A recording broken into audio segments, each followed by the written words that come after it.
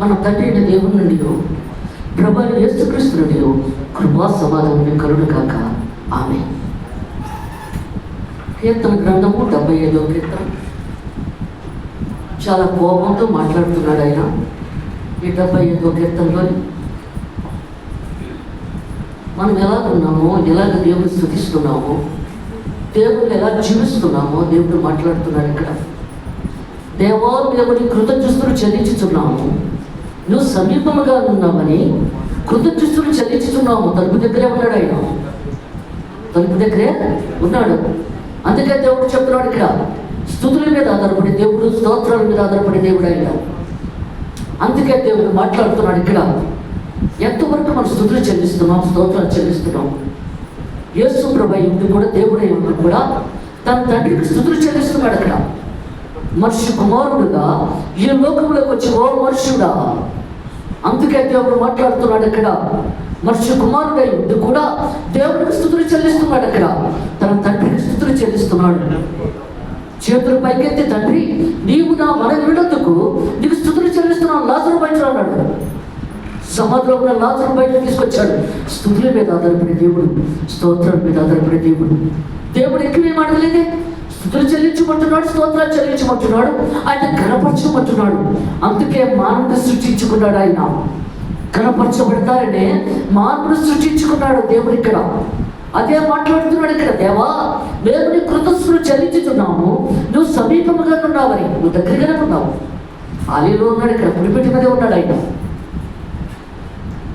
ఏమొచ్చినాడు, నీవు సమీపముగా ఉన్నావని కృతజ్ఞతలు చెల్లించుతున్నాము. నరుడు నీ ఆశ్చర్యకార్యములను వివరించడం. మరి సంఘ కాపులను దేవుడు ఎందుకు ఏర్పాటు చేసుకుంటాడు? దేవుడు చేసే అద్భుత కార్యాలు సంఘ కాపులు చెప్పడానికి, సేవ చేసే ప్రతి ఒక్కరు కూడా సాక్ష్యము చెప్పడానికి. అందుకే దేవుడు మాట్లాడుతున్నాడు ఇక్కడ. ఎంతవరకు నీ గొప్పగా మనం కొనియాడుచున్నాం. అందుకే దేవుడు మాట్లాడుతున్నాడు ఇక్కడ. అదే చెప్తున్నాడు, నరులు నీ ఆశ్చర్యకార్యాలను వివరించెదరు.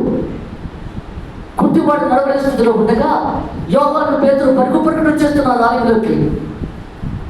డబ్బుల కోసం అడుక్కుంటున్నాడు అక్కడ. అప్పుడు పేతురు ఆగన్నాడు, 2 బంగారాలు మా దగ్గర లేవు, కానీ నాకు కలిగిందానికి ఇస్తున్నాను. నజరుడానికి వేస్తున్నావా అని నువ్వు లేచి నడుపుగా చేయి పట్టుకునేటప్పుడుగా అతను దిక్కులు లేచి గంతులు వేయడం మొదలుపెట్టాడు. ఆశ్చర్యమా, అద్భుత కార్యమా, దేవుడు చేసిన కార్యము. నీ నోచు మాటలు, నీ హృదయ ధ్యానము దేవుడికి అంగీకారంగా ఉండాలి. నువ్వెలా మాట్లాడుతున్నావు? అందుకే దేవుడు సెలవిస్తున్నాడు ఇక్కడ. అదే మాట్లాడుతున్నాడు ఇక్కడ. ఏమంటున్నాడు, నరుడిని ఆశ్చర్యకార్యములను వివరించను. అద్భుత కార్యాన్ని విడమర్చి చెప్తాడు. దేవుడు ఏం చేశాడు? నేను యుక్త కాలంలో కనిపెట్టుచున్నాను. దేవుడు కనిపెడుతున్నాడు, ప్రతి మనిషిని చూస్తున్నాడు ఆయన. ఏ విధముగా బ్రతుకుతున్నామో, ఎలాగ జీవిస్తున్నామో దేవుడు చూస్తున్నాడు ఇక్కడ. ఎందుకంటున్నాడు, ఈ లోక జీవనము కన్నా పరలోక జీవనము గొప్పది. అందుకంటున్నాడు, యెషయా, ఈ లోక సువాసన కాదు నువ్వు చూసేది, పరలోక సువాసన చూడాలి. పరలోక సువాసన చూడాలి, ఏ లోక సువాసన కాదు. అదే చెప్తున్నాడు దేవుడు ఇక్కడ. నేను యుక్త కాలంలో కనిపెట్టుచున్నాను, నేనే న్యాయమును బట్టి తీర్పు తీర్చుచున్నాను. దేవుడు న్యాయవంతుడు ఆయన. దాది మహారాజు అంటున్నాడు కదా, ఎలాగైనా పరలోక రాజ్యం స్వతంత్రించుకోవాలి. తను చేసిన పాపాలు ఎన్నో తనకు తెలుస్తున్నాయి అక్కడ, కానీ పరలోక రాజ్యం కావాలి. అందువలన దేవుడిని మెప్పించాలి, ఆయన పరలోక రాజ్యంలో వెళ్ళిపోవాలి. అందువలన ఆయనకి మెప్పించడానికి ఏముంది? దేవుని ఆలయం కట్టడమే ఆయన శరీరము, ఆలయం. అదే ఆయనకి ఇష్టం. యేసు ప్రభుకి దేవుని ఆలయమే ఇష్టం ఆయనకి. అందువలన చెప్తున్నాడు, ప్రభు అన్నీ అమర్చేశాను, ఒక పర్మిషన్ ఇచ్చామంటే కట్టేస్తాను అంటాడు. ఆలయాన్ని పర్మిషన్ ఇవ్వాలి కదా. ఏది కావాలో మనుషులకి ఆయనకి తెలుసు. దేవుని ఆలోచనలు ఆకాశం ఎత్తులో ఉన్నాయి, మనుషుల ఆలోచనలు భూమికే పరిమితం. మరి ఎన్నో అనుకుంటాం, ఇది చేసేద్దాం, అది చేసేద్దాం, ఇది జరిగిపోతుందని. కానీ జరిగేది ఆయన చేతిలోనే ఉంది. తీర్పిచ్చేది అయితే జడ్జ్మెంట్ మరి కాదు. అదే చెప్తున్నాడు దేవుడు ఇక్కడ.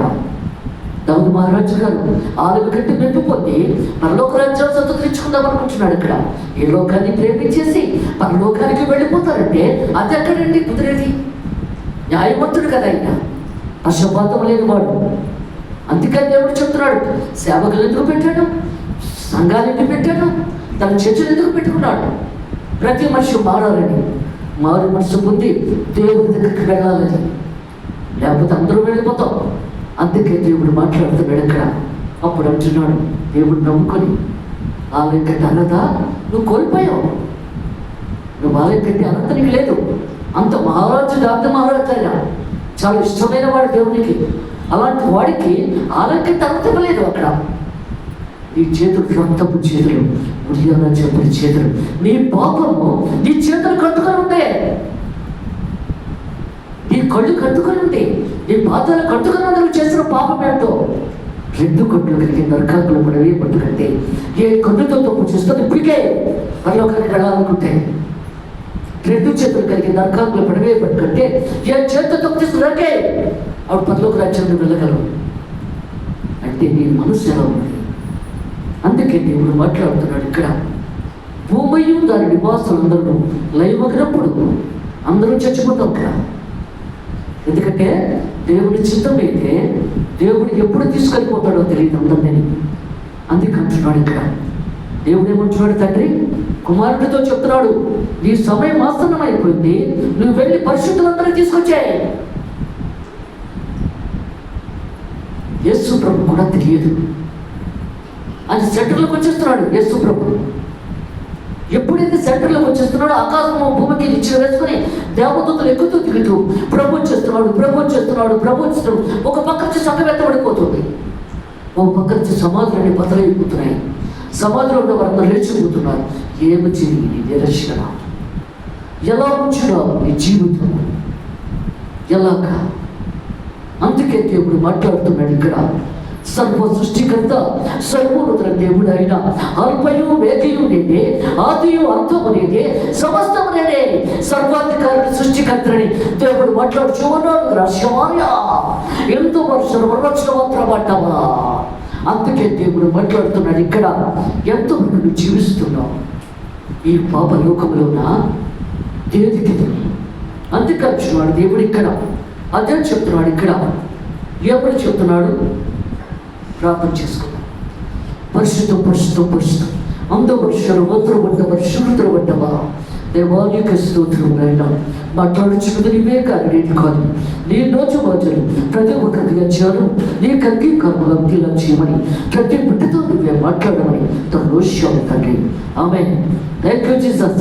పరిశుద్ధాత్మ నీకే మొదలు తండ్రి. ఆమె ఇక్కడ మాట్లాడుచున్నది ఏమిటంటే 4వ వచనం నుంచి చూడండి. అహంకారులై ఉండకూడని అహంకారుని ఆర్జించుచున్నాను. దేవుడు మాట్లాడుతున్నాడు. వాక్యమే దేవుడు, దేవుడే వాక్యం. ఎంతవరకంటే మన అహంకారం. అందుకంటున్నాడు నువ్వు ఎందుకు పనికిరావు. ఎందుకంటే నువ్వు గడ్డి పూచి లాంటి వాడు. మనము గడ్డి పూచి లాంటి వాడు. ఎందుకు పనికిరాని వాడు. గడ్డుకులాంటి చాలా అందంగా కలర్ఫుల్గా ఉంటుంది, కానీ వెళ్ళి దగ్గరికి వెళ్ళి చూసేటప్పటికి అది ఒడిలిపోయి రాలిపోతుంది, వెనక తిరిగేటప్పటికే రాలిపోతుంది. మన జీవితం కూడా అంతే కదా. ఎప్పుడు ఏం జరుగుతుందో నీకు తెలియదు, కానీ ఈ లోకంలో నువ్వు గర్వమో అహంకారం వచ్చి పెడతారంటే అది ఎక్కడ కుదురుతుందండి అక్కడ. అందుకే చెప్తున్నాడు దేవుడు ఇక్కడ. అహంకారమే ఉండకూడదు, అహంకారాన్ని నేను ఆర్జించున్నాను. కొమ్ము ఎత్తకుడి, ఎత్తుగా కొమ్ము ఎత్తకుడి, పొగలు పట్టిన మాటలు ఆడకుడి అని భక్తిహీనులకు నేను ఆర్జించుతున్నాను. నన్ను భక్తిహీనులుగా ఉన్నావా? విశ్వాసలాగా ఉన్నావా? ఎలా ఉన్నావు? భక్తిహీనుల గురించి మాట్లాడుతున్నాడు దేవుడు ఇక్కడ. మనం ఎలా ఉన్నామో మన మనస్సాక్షి మనకు తెలుసు కదా, ఏ విధంగా ఉంచున్నామో. అందుకే దేవుడు మాట్లాడుతున్నాడు ఇక్కడ. చాలా మంది విమర్శించి భార్యను తక్కువగా చూస్తాం, భర్తను తక్కువగా చూస్తాం. అది లోకులు మళ్ళీ. అందుకే దేవుడు మాట్లాడుతున్నాడు ఇక్కడ. ఎందుకంటే ఇష్టం వచ్చినట్లు మాట్లాడకూడదు. భార్య కూడా ఎలాంటి మనిషి, నీ పక్క దిముకలో చూచినావు. భర్త కూడా ఆయన పక్క దిముకలో వచ్చాం. అందుకే గౌరవంగా ఉండాలి. భార్యాభర్తలు అంటే గౌరవంగా ఉండాలి.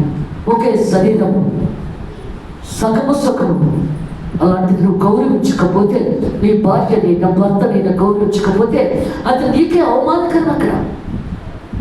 అందుకు జాగ్రత్తగా భరించాలి మనం ఈ లోకంలో బ్రతికినంత వరకు. అందుకే దేవుడు మాట్లాడుతున్నాడు ఇక్కడ. ఏమంటున్నాడు? పొగర పెట్టిన మాటలు ఆడకుడి అని భక్తులకు నేను ఆర్జించుతున్నాను. ఎందుకంటే ఇష్టం వచ్చినట్లు మాట్లాడేస్తాం. వాళ్ళు బాధపడతారని కూడా ఉండదు. అతను వాళ్ళు బాధపడతారేమో అనుకో మనం అక్కడ. అందుకే అంటున్నాడు, పొగర పెట్టి మాట్లాడుకో. దేవుని స్వరూపంలో మార్చబడ్డవాడు. ఆయన స్వరూపంలో మార్చబడ్డమంటే యేసు ప్రభు స్వార్థికుడు, దీన మనసు గలవాడు, ముఖంలో దుమ్ము వేస్తున్నా తుడుచుకున్నాడు. ఒక చెంప మీద కొడితే రెండో చెంప చూపించమంటున్నాడు. మనం 2 చెంపలు వాయించేస్తున్నాము. అందుకే దేవుడు మాట్లాడుతున్నాడు, నువ్వు ఆయన స్వరూపంలో మార్చబడిన మనిషివు కదా. మరి నువ్వు ఎలా ఉంచున్నావు? నీ భర్తను నువ్వు ఎంత ప్రేమిస్తున్నావు? నీ భార్య నువ్వు ఎంతవరకు ప్రేమిస్తున్నావు? అందుకే దేవుడు మాట్లాడుతున్నాడు ఇక్కడ. ఎందుకంటే ఎక్కడో ఉన్న దేవుడు నువ్వు ప్రేమించలేదు, కనీసం పక్కనున్న భార్యనైనా భర్తనైనా ప్రేమించాలి కదా. అందుకే దేవుడు మాట్లాడుతున్నాడు ఇక్కడ. అదే చెప్తున్నాడు ఇక్కడ. ఏమొచ్చినాడు? తూర్పు నుండేను, పడమటి నుండేను, అరణ్యము నుండేను ఇచ్చగలగదు. అందుకంటున్నాడు, ఎటు నుంచి వచ్చినా దేవుడు నీకు శిక్ష వేసేస్తాడు. జడ్జిమెంట్ వచ్చేస్తుంది. నువ్వు పెట్టనిచ్చి తప్పించుకుందామన్నా నువ్వు తప్పించుకోలేవు అక్కడ. అందుకంటున్నాడు, తప్పించుకునే అవకాశం లేదు.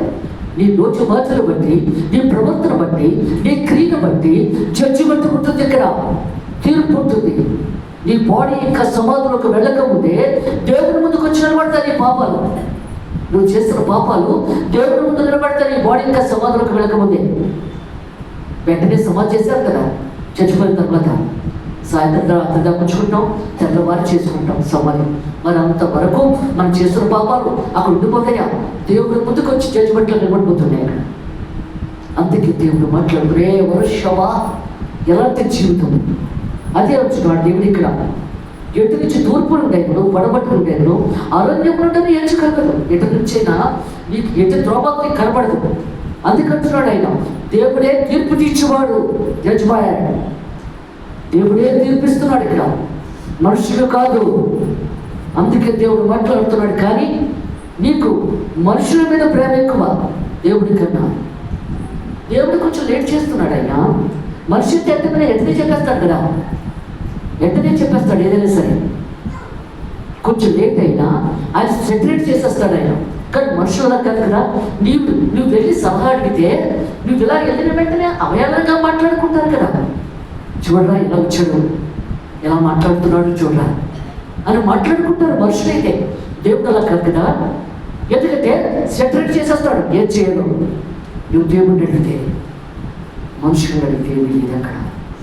అందుకే దేవుడు మాట్లాడుతున్నాడు ఇక్కడ. అదే చెప్తున్నాడు. ఏమొచ్చినాడు? దేవుడే తీర్పు తీర్చేవాడు. ఆయన ఒకరిని తగ్గించడం, ఒకరిని హెచ్చించడం. దావీదు మహారాజు గారు ఏం చేశారు? ఆయన యవ్వనంలో ఉన్నప్పుడు, రక్తపుష్టిలో ఉన్నప్పుడు 1 వ్యభిచారము, 2 బాధ, 2 చేసేసాడు. ముసలికాలం అయిన తర్వాత ఆయన పరలోక రాజ్యానికి వెళ్ళిపోదాం అనుకుంటున్నాడు అక్కడ. అది ఎలా కుదురుతుంది? దేవుడు ఏమొచ్చున్నాడు? ఈ చేతులు రక్తపు చేతులు. నువ్వే పాపం చేసావో, చేతులతో చేసావా, చూపుతో చేసావా, కాలుతో చేసావా, దానితో జడ్జిమెంట్ అక్కడ. చేతులు రక్తం చేతులు. అతను చంపకపోయినా చంపినోడు శిక్ష. ఎందుకంటే భుజాలను ముందు పెట్టి చంపేమన్నాడు సైన్యాధిపతులు ముందు పెట్టి. రాజు చంపి ఆట ఇచ్చాడు అక్కడ. కానీ ఆట ఇక్కడ దేవుడు పాటిస్తున్నాడు ఇక్కడ. ఈ చేతులు రక్తపు చేతులు, భుజాల చంపు చేతులు. బాలయ్య కట్ట కోల్పోయాం రాజు. అందుకే దేవుడు మాట్లాడుతున్నాడు అక్కడ. ఎంతవరకండి మనం దేవుడిలో జీవిస్తున్నాం? మనం ఎంతవరకు కన్నీటి కాస్తున్నాం? ఎంతవరకు ఏడుస్తున్నాం ఇక్కడ? అందుకే దేవుడు మాట్లాడుతున్నాడు. అందుకే దేవుడు చెప్తున్నాడు ఇక్కడ. ఏమొచ్చినా అక్కడ ఆయన ఒకరిని తగ్గించను, ఆయన్ని హెచ్చించను. ఎప్పుడు తగ్గిస్తాడు? మనం తగ్గించుకొని ఉన్నాము. దేవుడు ఏమంటున్నాడు? నువ్వు తగ్గించుకునే మనసు కలిగి ఉంటావు. అందుకంటున్నాడు. ఒకళ్ళు మాట్లాడలేదని, ఒకళ్ళు ఏదో అన్నారనేసి నువ్వు అదో రకంగా ఫీల్ అయిపోతే ఎలాగా? నువ్వు దేవుని బిడ్డవు కదా, ఫీల్ అవ్వకూడదు కదా. వెళ్ళి పలకరించాను, బాగున్నారా అని చెప్పి పలకరించాను. అందుకే అంటున్నప్పుడు దేవుడు సంతోషపడతాడు ఇక్కడ. లేదు వాళ్ళు మాట్లాడలేదు, వీళ్ళు ఎలాగన్నారు, వాళ్ళు అలాగన్నారు అంటే ఎందుకు? అది మనకు అవసరమా? అందుకే దేవుడు మాట్లాడు, దేవుని బిడ్డం కదా, దేవుడు నీలో ఉన్నప్పుడు అవన్నీ మనం పట్టించుకోకూడదు. అందుకే దేవుడు మాట్లాడుతున్నాడు ఇక్కడ, అదే చెప్తున్నాడు ఇక్కడ. ఆయన ఒకరు తగ్గించను, ఒకరు హెచ్చించను. యెహోవా చేతులు ఒక పాత్ర ఉన్నది, ఆయన రక్తం అనే పాత్ర ఉన్నది, ద్రాక్షారసం అనే పాత్ర ఉన్నది. మరి ఏమంటుంది కదా యేసుప్రభుతో, ద్రాక్షారసం అయిపోయింది ఆయన అని చెప్పింది అక్కడ. ఆయన ఏమన్నాడు, నా సమయం ఇంకా రాలేదు, వచ్చినప్పుడు తప్పకుండా చేస్తాను. ప్రతిదానికి ఒక సమయం ఉంది కదా, అందుకంటున్నాడు ఆ సమయంలో దేవుడు చేస్తాడు. ఆ సమయం ఎప్పుడు వస్తుంది? నువ్వు ప్రార్థన ఎక్కువగా చేసినప్పుడు. నువ్వు ఎక్కువ ప్రార్థన పొద్దున్న, మధ్యాహ్నం, సాయంత్రం సమయం ఉన్నప్పుడు నువ్వు చేసావనుకో, అది ముందుకు తోసుకొని వచ్చేస్తుంది. రాత్రి చేసేళ్ళే ప్రార్థన మళ్ళీ రాత్రి చేసుకుంటే సరిపోతుందంటే అప్పుడు ఎలాగండి? నా సమయం ఇంకా రాలేదన్నాడు దేవుడు అక్కడ. అందుకే దేవుడు మాట్లాడుతున్నాడు ఇక్కడ, ద్రాక్షారసం కన్నా మధురమైన దేవుడు, జుట్టు తేనెల కన్నా మధురమైన దేవుడు, అది వాక్యమే మధురమైనది. అందుకే దేవుడు మాట్లాడుతున్నాడు ఇక్కడ. ఎంతో మన కార్యక్రమాలు జీవిస్తున్నాం. అందుకే దేవుడు మాట్లాడుతున్నాడు ఇక్కడ. ఏమొచ్చినాడు? అందులో ద్రాక్షారసము పొంగుచుకొని అది సంబరముతో నిండి ఉన్నది. ద్రాక్షారసము పొంగిపోతుంది. మరి తల్లి చెప్పింది కదా, అక్కడ చేయకపోతే ఎలా కుదురుతుంది? అక్కడ యేసుప్రభు 6 వారాలైనా నీళ్ళు నింపాడు అన్నాడు. ఆ నీళ్ళు నింపేసింది. దేవుడికి తెలుసు, పనుడికి తెలుసు అది నీళ్ళని. దగ్గర తెలియదు కదా, ఆడు పెళ్లి సందర్లో ఉన్నారు వాళ్ళు. అవి పట్టుకెళ్ళిచ్చేవాడు నింపినదానికి, పెళ్ళికొచ్చిన పెద్ద మనిషికి. అది ద్రాక్షారసంగా మారిపోయింది. ఎందుకంటే దేవుడు అద్భుతకార్యం చేసే దేవుడు, మెరుపులు చేసే దేవుడు. సారా అంటుంది కదా, ప్రభా నాకు 99 సంవత్సరాలు, నా భర్త 100 సంవత్సరాలు, బిడ్డలుగా పుడతారు ప్రభా అని అడుగుతుంది అక్కడ. రాళ్ళను కూడా బిడ్డలుగా చేయగల శక్తి దేవుని కొన్నది, దేవుని కొన్నది. మరి నువ్వెంతవరకు వాటితో ఎక్కబోస్తున్నావు? ఎంతవరకు నువ్వు కన్నీరు కాస్తున్నావు? నీ మనసాక్షి నీకు తెలుస్తుందా? ఈ రోజంతా నేను ప్రార్థన చేసుకోలేదు, ఈ రోజంతా నేను బైబిల్ చదువుకోలేదు, ఎలాగా దేవుడితో నేను మాట్లాడలేదు, ఆయనతో మాట్లాడలేదు, నీ భార్యతోటి, నీ బిడ్డలతోటి ఓ హుషారుగా ఆదివారం కదా, ఇది తెచ్చుకొని అది తెచ్చుకొని కొట్టుకొని త్రోషవా అదే చూస్తున్నావు కానీ దేవుడితో నువ్వు ఎక్కడ మాట్లాడుకుంటున్నావా? దేవుడితో నువ్వు మాట్లాడాలి, నువ్వు ఆయనతో మాట్లాడాలి, ఆయన నీతో మాట్లాడాలి. మరి అది జరిగిందో లేదో ఈ ఒక్క రోజులో నీకు తెలుస్తుందా? బైబిల్ పట్టుకుని పరిగెట్టుకు వచ్చేస్తున్నావు చర్చికి. అందుకే దేవుడు మాట్లాడుతున్నాడు ఇక్కడ. ఎంతవరకు అండి? అదే చెప్తున్నాడు ఇక్కడ. ఏమంటున్నాడు? భూమి మీద ఉన్న భక్తిహీనులందరూ మట్టితో కూడా దాన్ని పిలిచి మిగిలివేవారు. భక్తిహీనుడు. 3వ పేతురు రాసిన పత్రిక 4వ అధ్యాయము 16వ వచనం. ఎవడైనను క్రైస్తవుడైనందుకు బాధ అనిపించిన ఎడల అతడు సిగ్గుపడక ఆ పేరును బట్టి దేవుని మహిమపరచబడవరు. తీర్పు దేవుని యొద్ద వద్ద ఆరంభము కాలం వచ్చినది. అది మన వద్దనే ఆరంభమైతే దేవుని సువార్తకు అవేదనైన వారి గతి ఏమవును? దేవుడు ఇక్కడ మాట్లాడుతున్నాడు. ఎందుకంటే పక్కా క్రైస్తవు నుంచి మొదలవుతుంది జడ్జిమెంట్. నా దేవుడు నా దేవుడు నా దేవుడు అనుకుంటూ ఉంటాం కదా, అని కొంత తప్పులు చేసుకుని పోతుంటాం. అందుకని చెప్తున్నాడు దేవుడు ఇక్కడ, ఎవడైనా క్రైస్తవుడైనందుకు బాధ అనుభవించినట్ల అతడు సిగ్గుపడక ఆ పేరును బట్టి దేవుని మహిమపరచగలను. సిగ్గుపడకూడదు. నా దేవుడిని బయట పట్టుకొని నిలబడాలి అక్కడ. అందుకంటున్నాడు ఇక్కడ. రోడ్డు మీద ప్రార్థన చేయమంటారు, చేయాలి. ఒక దగ్గర ప్రార్థన చేయమంటే చేయాలి. ఎందుకంటే సిగ్గుపడకూడదు అక్కడ. రోడ్డు మీద ఎవరైనా చూస్తున్నారేమో, చూస్తే దేవుడి కన్నా గొప్పవాళ్ళ మనుషులు? అదే చెప్తున్నాడు ఇక్కడ. ఎవడైనా క్రైస్తవుడు ఎందుకు బాధ అనిపించినట్ట అతను సిగ్గుపడక పేరును బట్టి దేవుని మహిమపరచబడటం. తీర్పు దేవుని ఆరంభము కాలం వచ్చింది. పక్కా క్రైస్తవుడు అంటే తీర్పు. అందుకంటే వాళ్ళ దగ్గర నుంచే వదిలైపోతుంది. అందుకంటున్నాడు. ఏమంటున్నాడు? ఆ పేరును బట్టి దేవుని మహిమపరచబడను. తీర్పు దేవుని ఆరంభము కాలం వచ్చింది. అది మన యొద్ద ఆరంభం అయితే దేవునికి సువార్త తెలియని వారికి ఏమో, వాక్యం తెలియని వారికి దేవుని.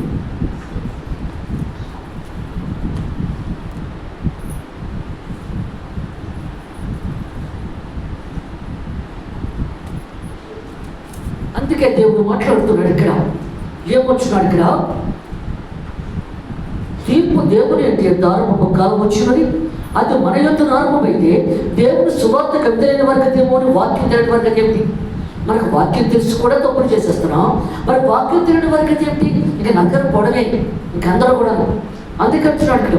మరియు నీతిమంతుడే రక్షింపబడిన దుర్భమైతే భక్తినుడు పాపి యొక్క నిలుతాడు. విశ్వాసాన్ని రక్షించబడకపోతే, దేవుళ్ళు బలంగా ఉన్నవారు రక్షించబడకపోతే ఇంకా భక్తిహీనులు, ఎందుకంటే పాపి యొక్క నిలబడతారు. నిలబడ్డానికి కూడా చూడలేదు. ఆ మాట అంటున్నాడు ఇక్కడ. కాబట్టి దేవుని చిత్త ప్రకారము బాధపడేవారు సత్ప్రవర్తన గలవారే. ఎందుకంటే దేవుని నమ్ముకున్నప్పుడు మంచి ప్రవర్తన గలవారే నమ్మకమైన సృష్టికర్తకి తమ ఆత్మలు అప్పగించుకోవాలి. నమ్మకంగా అప్పచెప్పాలి. మన ఆత్మ దేవుడు మనకి ఇచ్చాడో అలాగే దేవుడికి మళ్ళీ మనం అప్పచెప్పాలి నమ్మకంగా. లేకపోతే కిందకే తోసి పడేస్తాడు ఆయన, నరకంలోకి ఇంకేముండదు అక్కడ. అందుకే దేవుడు మాట్లాడుతున్నాడు ఇక్కడ. ఏమంటున్నాడు? భూమి మీద ఉన్న భక్తులు అందరూ మట్టితో కూడా దాన్ని పీల్చి మింగివేయవాడు. నేనైతే నిత్యము ఆయన స్తుతిని ప్రచురము చేయడము. యాకోబు దేవుడు నేను నిత్యము కీర్తించాను. యాకోబు దేవుడు అంటే యెహోవా దేవుని భక్తుడు యాకోబు. అందుకంటున్నాడు దేవుడు ఇక్కడ. భక్తుల కొమ్ములన్నిటినీ విరగొట్టినట్టు నీతిమంతుల కొమ్ములు చెప్పబడదు. ఎందుకంటే మన ప్రవర్తన బట్టి, మన క్రియలు బట్టి హెచ్చించబడి ఉంటుంది. పత్రిక చెప్పండి.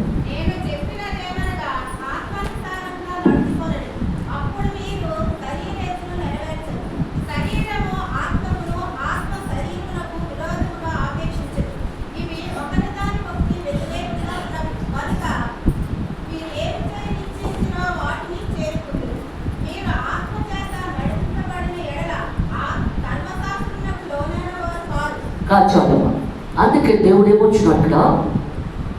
గలతీయులకు రాసిన పత్రిక 5వ అధ్యాయము, నిన్ను వలె నీ పొరుగువారిని ప్రేమించుము అది ఒక మాటలో సంపూర్ణమైనది. ఇక్కడ వాక్యము బైబిల్ గ్రంథం అంతట్లో నిన్ను వలె నీ పొరుగువారిని ప్రేమించమంటున్నాడు ఇక్కడ. అదే చెప్తాడు, నిన్ను వలె నీ పొరుగువారిని ప్రేమించుము అది ఒక మాటలో సంపూర్ణమైనది. దేవుడు మనమంతా కూడా సంపూర్తి చేసేస్తున్నాడు దేవుడు అక్కడ ఒక మాటలోనే. నేను చెప్పినది ఏమనగా ఆత్మానుసారంగా నడుచుకోండి. ఎందుకంటే పరిశుద్ధాత్మ ఎలా చెప్తుందో అలా నడుచుకోవాలి మనం. అందుకంటున్నాడు ఇక్కడ. అప్పుడు మీరు శరీరేచ్ఛను నెరవేర్చరు, తప్పుడు పనులు చేయడానికి ఇష్టపడదు. ఎప్పుడైతే పరిశుద్ధాత్మ నీలో ఉన్నప్పుడు ఆయన ప్రకారంగా ఎప్పుడు నడుచుకుంటావో అప్పటి నుంచి కూడా నువ్వు పవిత్రంగా ఉంటావు. బైబిల్ చదువుకొని ప్రార్థన చేసుకుంటుంటే ఎలాంటి ఆలోచన కూడా మన దగ్గరికి రాదక్కడ. అందుకంటున్నాడు నెరవేర్చదు. శరీరం ఆత్మకును, ఆత్మ శరీరముకు విరోధముగా ఆపేక్షించదు. అందుకంటున్నాడుగా శరీరాశ, నేత్రాశ, జీవముండము, శరీర కోరికలు, నేత్ర కోరికలు. అందుకంటున్నాడు ఇక్కడ ఏమొచ్చినాడు? నువ్వు ఆత్మతో జీవించినప్పుడు అవేమి నీ దగ్గరికి రావు. అవి ఇదిగా ఉండదు, ఇష్టముగా ఉండదు. అందుకంటున్నాడు ఇక్కడ. శరీరం ఆత్మకును, ఆత్మ శరీరం విరోధముగా ఆపేక్షించను. శరీరం చెప్తుంది పర్వాలేదులే, నీ దేవుడికి ఏముంది, ఒక్క తప్పే కదా చేస్తున్నాను, అది క్షమించేస్తాడు అని చెప్తుంది శరీరం. ఇక్కడ తన కోరికలు చంపుకోలేక మనసుతో చెప్తుంది. అందుకే దేవుడు మాట్లాడుతున్నాడు అక్కడ, ఒక తప్పే కదా. అందుకని 10 ఆజ్ఞలు ఏ ఒక్క తప్పు నువ్వు అనుసరించకపోయినా అక్కడ దేవుడు జడ్జిమెంట్ ఇచ్చేస్తున్నాడు. అక్కడ ఒక తప్పే కదా అంటే కుదరదు. ఇక్కడ తప్పు మీద తప్పు చేసుకుపోతాం. అబ్రహాము గారిని క్షమించలేకపోయాడు దేవుడు అక్కడ. ఎందుకంటే తన భార్యకు బిడ్డలు కావాలని ఆశతో ఉన్నప్పుడు అక్కడిని పంపించినప్పుడు ఆయన సేవకుడు కదా, తప్పు నువ్వు చేస్తున్నది దేవుడు ఇస్తానంటున్నాడు కదా మనకి బిడ్డల్ని, ఎందుకు ఇలా చేస్తున్నావు అని భర్త ప్రశ్నించాలి కదా. నా భార్య పంపించేసి తప్పు చేసేస్తే అది ఎక్కడ కుదురుతుందండి? అక్కడ నీ మనసుకి దేవుడికి ఉన్న సంబంధం ఏమిటి? అందుకే దేవుడు మాట్లాడుతున్నాడు అక్కడ. ఎందుకంటే క్షమించి నీతో మాత్రం చెప్పలేదు అక్కడ.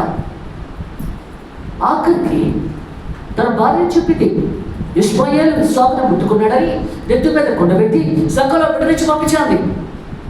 భార్య చిట్టుకేసి వేసింది. ఎందుకు చేసింది చిట్టుకు? భర్త తప్పు చేస్తాడు కాబట్టి ఆ భార్యకు లోకం అయిపోయాడు అక్కడ. చిట్టుకేసి పిలుస్తున్నాడు అక్కడ. సారా గారు పంపించావు, నెత్తి మీద కొండబెట్టి సంఘంలో బిడ్డ నుంచి పంపించాలి. కానీ అలవాటు అయిపోయింది ప్రాణం కదా, ఎలా చేసేస్తాడు? అందుకు దేవుడు అడుగుతాడు, దేవా పక్క దిక్కునిచ్చావు, శారీరకంగా నువ్వేచ్చావు కదా తండ్రిని అని దేవుడిని ప్రశ్నిస్తున్నాడు. అక్కడ మనము తప్పు చేసినా దేవుడిని ప్రశ్నిస్తున్నాం. మనకు అనుకూలంగా జవాబు రావాలి, మనకు అనుకూలంగా జవాబు రావాలి. అందు గురించి దేవుడినే మనం అడిగేస్తాం. అక్కడ నాకు శరీరంగా ఇచ్చావు ప్రభా, నువ్వు పక్క దిక్కుగా ఇచ్చావు ప్రభా అని అడుగుతాం. అక్కడ ఆయన మొమ్మటస్తుడు కాదు కదా, వాస్తవం కదైతే మొమ్మాటం. అందువల్ల ఏంటంటే ఆయన మొమ్మటస్తుడు కాదు.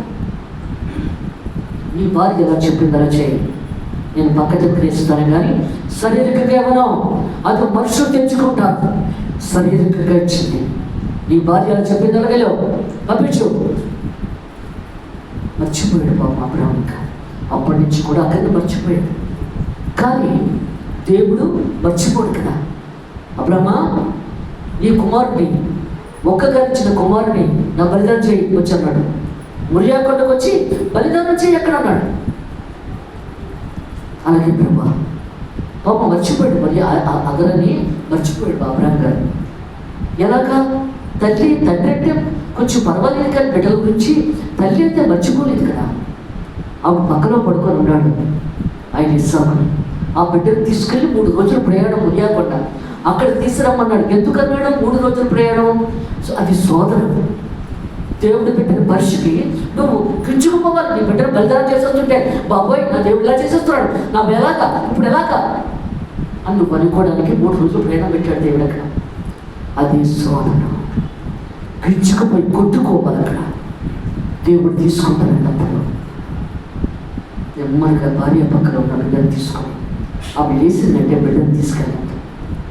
అందువల్ల నెమ్మదిగా తీసుకొని గాడిద వైపించుకొని పరివాడిని తీసుకెళ్తున్నాడు. 3 రోజులు ప్రయాణం కదా. 2 రోజులు అయిపోయింది, 3వ రోజు దగ్గరికి వెళ్తున్నాడు. అప్పుడు అనుకున్నాడు దేవుడు నన్ను ఆశ్రయించాడు కదా. ఏమని ఆశ్రయించాడు? ఆకాశ నక్షత్రాలు లెక్కించగలవా అన్నప్పుడు లెక్కించలేను అన్నాడు. అంత సంతానం నీకు ఇస్తారన్నాడు. ఇసుకోలేని గుప్పుడు పెట్టుకొని లెక్కించగలవా అంటే అంత సంతానం నీకు ఇస్తారన్నాడు దేవుడు అక్కడ. కానీ నువ్వేం చేసావు? అక్కడ తప్పుడు పని చేసావు. అందుకే దేవుడు అంటున్నాడు, దేవుడు మాటకి నువ్వెంతకు పిలిపిస్తున్నావు, వాక్యం వింటున్నావు, ప్రార్థన చేస్తున్నావు, మెట్లు దిగేటప్పటికల్లా మర్చిపోతున్నావు. మరి ఆయనకే పిలిపించినట్టు మనం అక్కడ. అలాగే అబ్రాహం గారు కూడా విలువ ఇవ్వలేకపోయారు ఆయన. అప్పుడు దగ్గరికి వెళ్ళేటప్పుడు కాబట్టి దేవుడు ఇచ్చిన మాట నిలబెడతాడేమో చూద్దామనుకున్నాడే కానీ దేవుడికి మాట తప్పలేదు. తన బిడ్డను ఇవ్వడానికి ఇష్టపడిపోయాడు. ఆయన ఇచ్చాడు, ఇచ్చేస్తాను ఆయనకి అని చెప్పి. అప్పుడు పనివాడితో చెప్తున్నాడు. ఒక్కోసారి మనము ఇంట్లో వాళ్ళతో మాట్లాడేటప్పుడు కూడా మనకి ఏదైనా తృప్తి లేదనుకో, అప్పుడు ఆతర వాడితో మాట్లాడేటప్పుడు అది తృప్తి కలిగేటట్లుగా మనం చేసుకుంటాం. అలా మాట్లాడతాం అక్కడ. ఇక్కడ కూడా అబ్రాహం గారు ఏమంటున్నాడు? నా బిడ్డ నేను వెళ్ళి బలిదానం చేసి వచ్చేస్తామంటున్నాడు ఆయన. పనివాడు అనుకుంటున్నాడు ఏంటి, బిడ్డను బలిదానం చేయడానికి తీసుకెళ్ళి మళ్ళీ 2 కలిసి వస్తామంటున్నాడు ఏంటి? ఎందుకంటే మనం అలా నమ్మాలి, దేవుడిని అలాగే నమ్మాలి. బిడ్డ నేను వస్తానన్న మాటకి మనం నమ్మాలి. ఏది ప్రార్థన చేసినా, ఏ కార్యం జరిగినా ఇది అవుతుంది అని నువ్వు నమ్మినప్పుడే అక్కడ కార్యం జరుగుతుంది. అక్కడ నమ్మకపోతే కష్టం. అక్కడ నమ్ముకొని వెళ్ళాడు.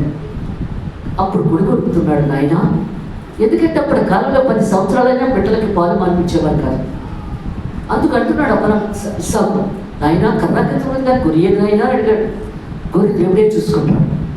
ఎంతవరకు అంటే మన దేవుడే చూసుకుంటాడు. పలిపిద్ద మీద కాళ్ళు చేతులు కట్టి కత్తి పైకి ఎత్తి నరికేస్తున్నాడు. నీకు ఆలోచించండి. అక్కడ దేవుడు చూస్తున్నాడు, పరిశీలిస్తున్నాడు. అక్కడ నన్ను కూడా పరిశీలిస్తున్నాడు. అక్కడ నువ్వు ఎలా దేవుల్లో ఉన్నావో పరిశీలిస్తున్నాడు కదా. అందుకే దేవుడు మాట్లాడుతున్నాడు అక్కడ. ఆగు అబ్రామా అన్నాడు. ఆగు, నీ ఒక్కగల బిడ్డ నాకు వెలి తీయలేదు కాబట్టి నువ్వు విశ్వాసం తండ్రివి, నీవు నీతిమంతుడు. తన బిడ్డను ఎప్పుడైతే బలిదానం చేశాడో అప్పుడు నీతిమంతుడిగా పరిగణించబడ్డాడు. అంటే అప్పటి నుంచి అతను మనసులో ఉన్న పాపాన్ని తుడిచేసుకున్నాడు. పాపాన్ని తుడిచేసుకున్నాడు. తన బిడ్డను బలిదానం చేసేటప్పుడు దేవుడు అతనిలో ఉన్న మనసులో ఉన్న పాపాన్ని తుడిచేశాడు. అక్కల మీద ఉన్న ప్రేమను తీసేశాడు. అన్నీ వదిలించేశాడు అక్కడ. అందుకు నీతిమంతుడిగా పరిగణించబడ్డాడు. అందుకే దేవుడు మాట్లాడుతున్నాడు ఇక్కడ. అదే చెప్తున్నాడు ఇక్కడ. ఏమొచ్చినాడు? మనం ఎలా ఉన్నాం? ఇక్కడ నేను చదువుతున్నాను, దాని ప్రకారం ఎలా ఉన్నామో చూసుకోవాలి. మీరు ఆత్మచేత నడిపింపబడి ఎట్లా ధర్మశాస్త్రం లోనేది వారు కాదు. ఎందుకంటే ధర్మశాస్త్రము చేయలేనిది దేవుడు చేశారు. ధర్మశాస్త్రం అంటే ఒక విచారం చేసి వచ్చి గొర్రెను వధించిన పాపం పోయిందనుకునే వారు, ఒక దొంగతనం చేసి వచ్చి గొర్రెను వధించిన పాపం పోయిందనుకునే వారు. మనుషులు చేసిన పాపాలు గొర్రెల రక్తం వల్ల, మేకల రక్తం వల్ల కట్టబడదు. పరిశుద్ధుని రక్తము చేతనే పాప విమోచన జరగబడ్డారు. ఆ పరిశుద్ధుడే మన హృదయంలో ఉండాలి. అంతేకాదు ఇక్కడ ఒక తప్పు చేసి వచ్చి గొర్రెలు వధించేసి, ఒక తప్పు చేసి వచ్చి ఒక పాపదాన్ని వధించినంత మాత్రం నీ పాపం కొడుతుందా, నీ మనసులో ఉన్న పాపము? అందుకే దేవుడు మాట్లాడుతున్నాడు ఇక్కడ. శరీర కార్యములే స్పష్టమైనాడు. ఆ వేదనగా జాగ్రత్తము, అభ్యర్థుట, కాముకత్వం 3 ఉంటాయి. ఈ 3 కూడా వ్యభిచారమే. విగ్రహారాధన అది కూడా వ్యభిచారమే. అభిచారము, ద్వేషములు, కలహం. ఎందుకంటే ప్రేమ లేకపోవడం, ఎప్పుడు తిట్టుకుంటూ ఉండడం. అందుకొచ్చినాడు దేవుడికి కలహం, మత్సరము. ఏంటో మా తమ్ముడికి ఎంత ఆస్తుంది, నాకెందుకు లేకపోయిందో అన్న అసూయ, మత్సరం ఉంటే నీకు ఎంత ఉంటే నువ్వు అంతే తింటావు. ఆ తర్వాడికి ఎంత ఉంటే ఆడెంత తింటాడు. కానీ వాడికి అంత ఎక్కువ ఉందని నువ్వు ఇదిగా ఏం పోయకూడదు కదా. నీ మనసులో వంటిది రాకూడదు కదా, అసూయ రాకూడదు కదా. ప్రేమే ఉండాలి కానీ అసూయ రాకూడదు. నీ ఆస్తుపాస్తులని నీ వెనకాతలు రావు కదా. నీకు ఎంత పెద్ద బిల్డింగ్ కట్టినా ఆ బిల్డింగ్లో చచ్చిపోయిన తర్వాత నీ శరీరాన్ని పెట్టరు, బయట రోడ్డు మీదే పెడతారు. అందుకంటే ఇక్కడ కలహము, మత్సరములు, క్రోధములు, కష్టములు. కష్టం ఉండకూడదు. నువ్వు ప్రభరాత్రి భోజనం తీసుకునేటప్పుడు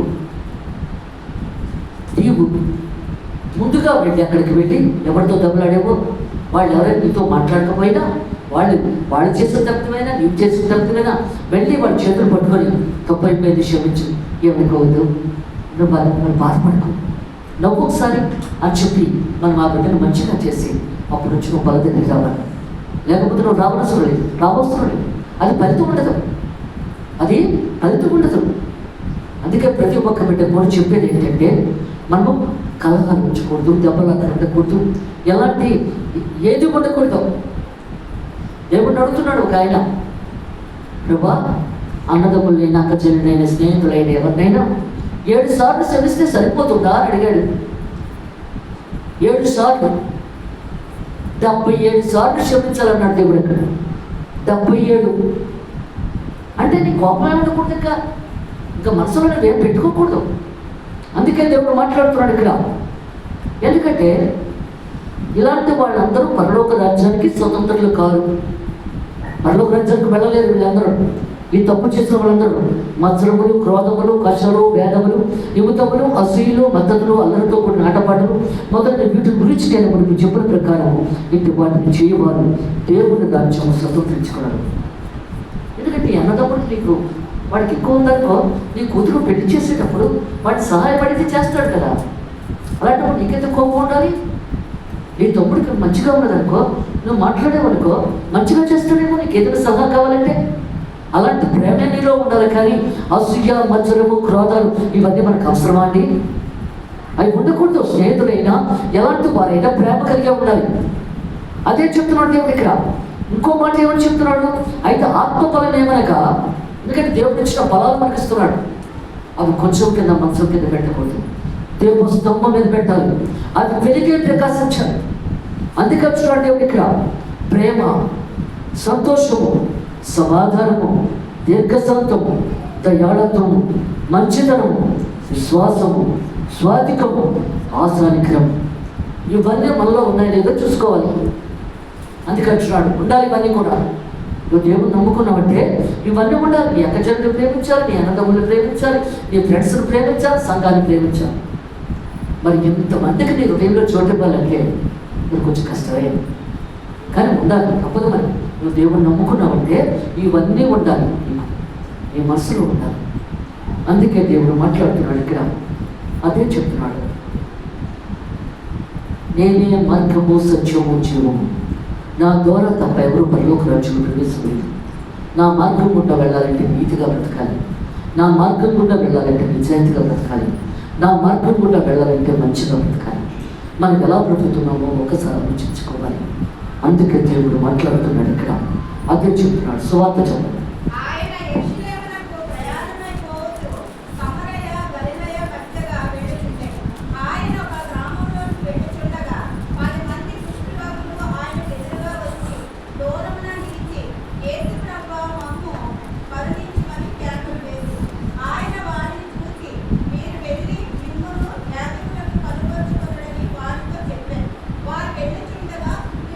చాలు.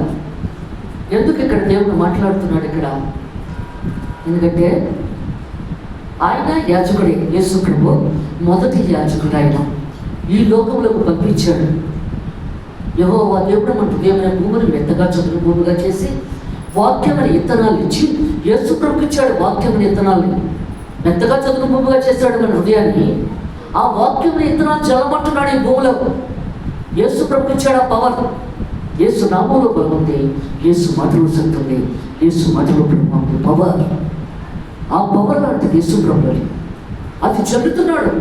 ప్రతి హృదయం మీద విత్తనాలు చల్లుతున్నాడు ఆయన. ఆ విత్తనాలు ఎంతవరకు మొలుస్తున్నాయి అదే చెప్తున్నాడు దేవుడు ఇక్కడ. రోడ్డు పక్కన పడి విత్తనాలు అంటే వాక్యం వింటామే కానీ వాక్య ప్రకారం నడుచుకో. ప్రార్థనలు పడి విత్తనాలు ఏమిటంటే అది లోతుగా పెడితేనే దాని సారం ఎందుకు తెలుస్తుంది. పైన ఆ మట్టిలో పడి విత్తనాలు అవి గడ్డుకులాగా మొక్కల్లాగే మొలుస్తాయి.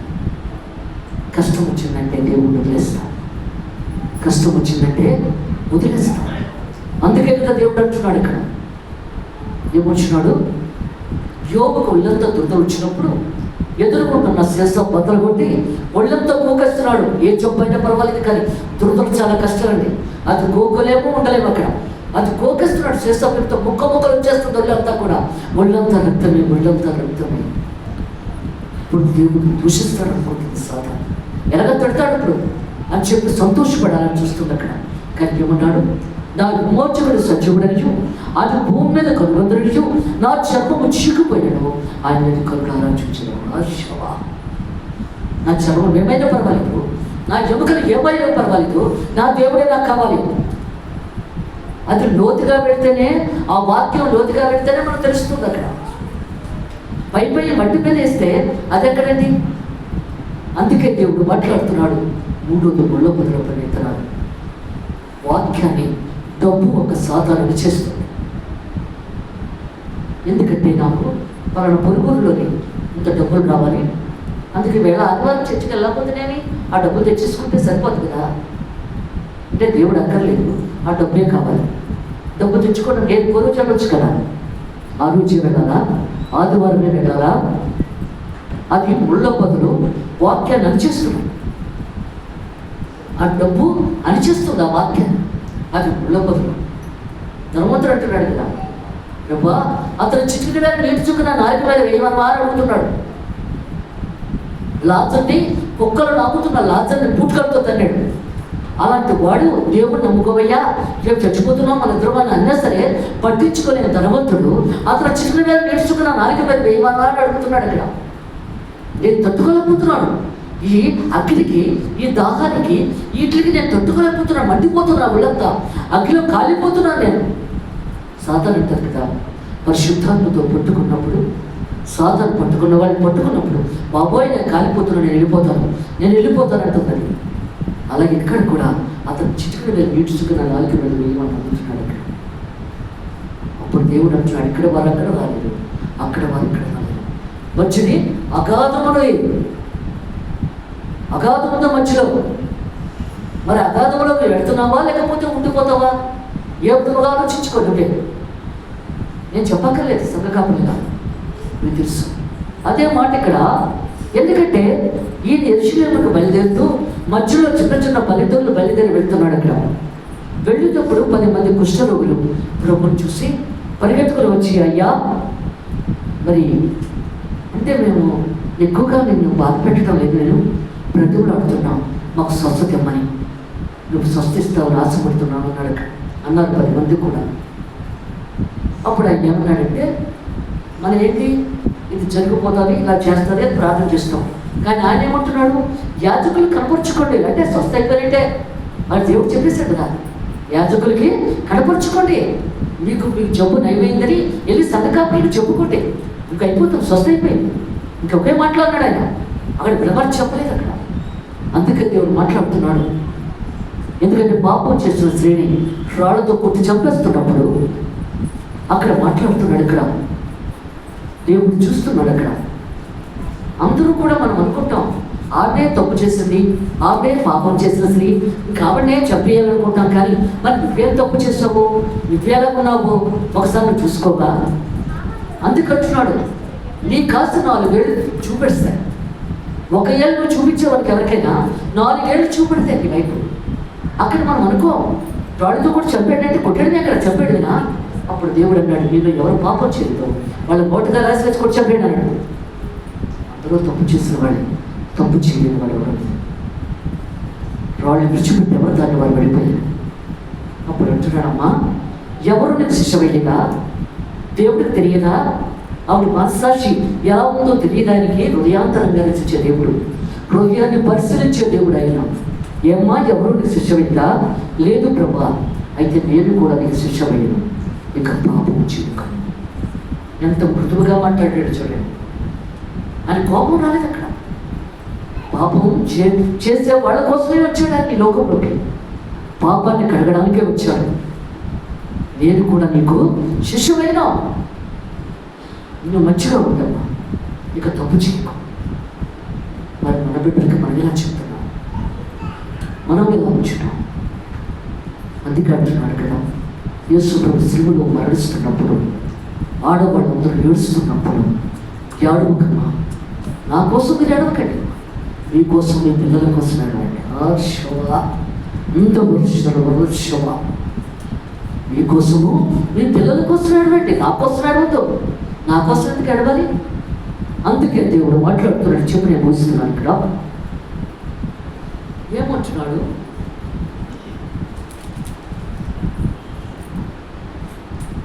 పది మందికి స్వస్థ అయిపోతే వెంటనే ఒకటికి అక్కడ అన్యుడికి స్వస్థ అయిపోయింది ఇమీడియట్గా. వాడికి ఇంకా నెమ్మదిగా అవుతుంది, వీడికి అయిపోయింది. వీడికి అయిపోగానే పెద్ద కేకలు వేసి దేవుడికి స్తోత్రాలు స్తుతులు చెల్లించేస్తున్నాడు ఈ సమయం. ఎందుకంటే ఆనందం. కుష్ఠరోగం పోవడం అంటే మామూలు విషయం కాదు. ఊరాతలు వదిలేస్తారు, ఎవరి దగ్గరికి రానివ్వరు. అందుకు అతను సంతోషపడిపోయి గబగబా వచ్చాను, కాళ్ళు పట్టుకొని, ప్రభా నువ్వు నన్ను స్వస్థపరిచేసావు అని ఆయన కాళ్ళు పట్టుకొని ఏడుస్తున్నాడు, సాష్టాంగ నమస్కారం పడుతున్నాడు. అప్పుడు ఈయన అనుకుంటున్నాడు, ఏంటి ఒకడే వచ్చాడు అంజుడు, క్రైస్తవుడు కూడా కాదు, అంజుడు వచ్చాడు ఒకడే, దగ్గర 90 ఏమయ్యారు? ఏమయ్యారండి 90? అందుకే దేవుడు మాట్లాడుతున్నాడు కదా, మన అవసరం తీరిపోతే వదిలేస్తున్నాం. దేవుడు ఇంకా అక్కర్లేదు మనకి. స్వస్థ అయిపోయింది కదా, పారిపోయారు 90. స్వస్థ అయిపోయింది కదా, ఎక్కేందుకు ఆయన అవసరం మనకి? ఆయన అవసరం లేదు కదా.